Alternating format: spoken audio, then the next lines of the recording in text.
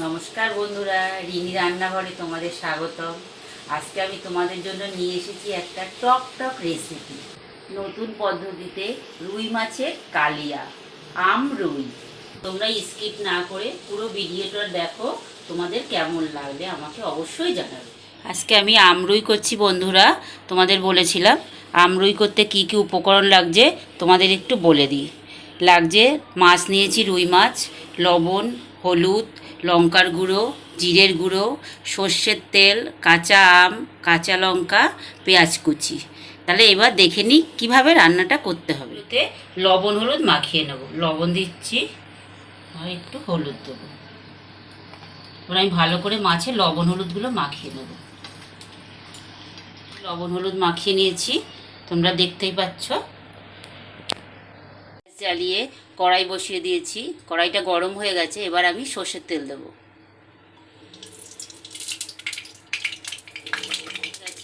আমি এবার মাছগুলো ভেজে নেব। দিয়ে দিই।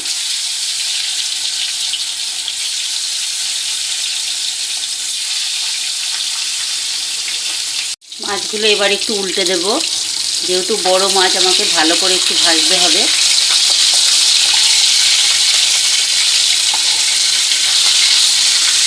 মাছই আমি উল্টে দিয়েছি, লাল ভাজা হয়েছে। ওই পিঠটাও এরকম লাল করে ভেজে নিতে হবে। ভেজে নিয়ে তুলে নেব।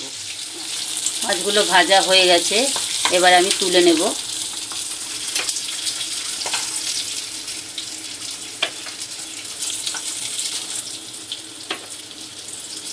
এবার আর একটু মাছ আছে, সেটা আমি আবার ভেজে নেব।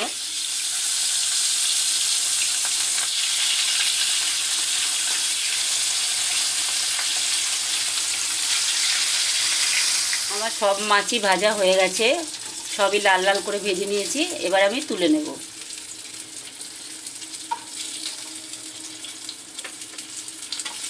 মাছ ভাজার যে তেলটা আছে, ওই তেলটার মধ্যেই আমি পেঁয়াজ দেব। পেঁয়াজটা একটু লাল লাল করে ভেজে নিতে হবে।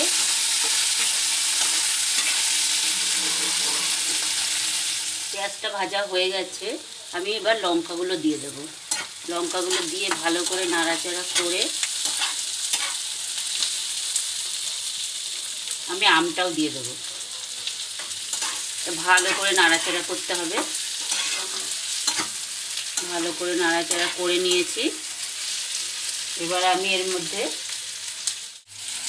এবার এর মধ্যে আমি লঙ্কার গুঁড়ো আর জিরের গুঁড়ো আমি ভিজিয়ে রেখেছি।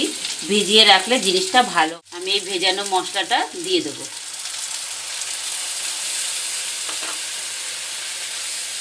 ভালো করে নাড়াচাড়া করে নেব, যাতে মশলাটা মিশে যায় একদম।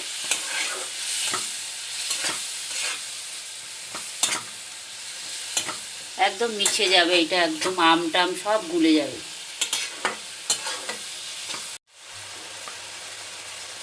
এবার এর মধ্যে আমি লবণ দেব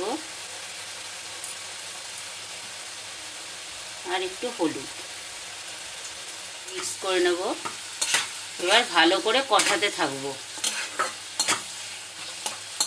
কষানোতেই এই পেঁয়াজটা আর আমটা একদম গলে যাবে। বন্ধুরা, তোমরা ভাববে যে আদা রসুন ছাড়া কি করে রুই মাছ হয়, একটা গন্ধ লাগবে। কিন্তু এতে কোনো গন্ধ লাগবে না। আমি আদা রসুন ছাড়াই রান্না করছি। তোমরা এইভাবে রান্না করে দেখো কেমন হয়, তোমরা আমাকে জানাবে অবশ্যই করে। তাহলে বন্ধুরা, আমার মশলাটা পুরো হয়ে গেছে, তোমরা দেখতেই পাচ্ছ। এবার আমি এর মধ্যে একটু জল দেব।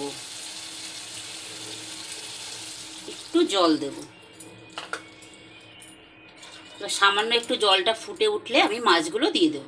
বন্ধুরা, ঝোলটা আমার ফুটে উঠেছে। এবার মাছগুলো আমি সব দিয়ে দেব।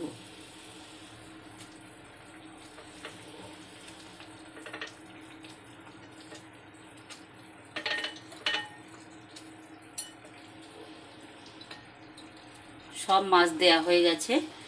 এইবার একদম ফুটে একদম টেনে নেবে, মাখা মাখা হবে একদম ঝোলটা।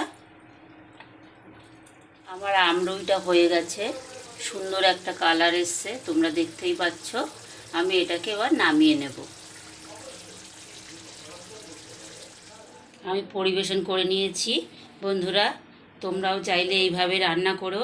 তোমাদেরটা কেমন হয় আমাকে অবশ্যই কমেন্ট করে জানাবে। আর আমি দেখতে পাচ্ছি ভিউ হচ্ছে আমার চ্যানেলটা, কিন্তু কেউ সাবস্ক্রাইব করছো না, কমেন্টও করছো না। কি জানি না, আমার কোনো ভুল হয়ে থাকলে একটু ক্ষমা করে নিও। তোমরা অবশ্যই একটু আমাকে উৎসাহী করো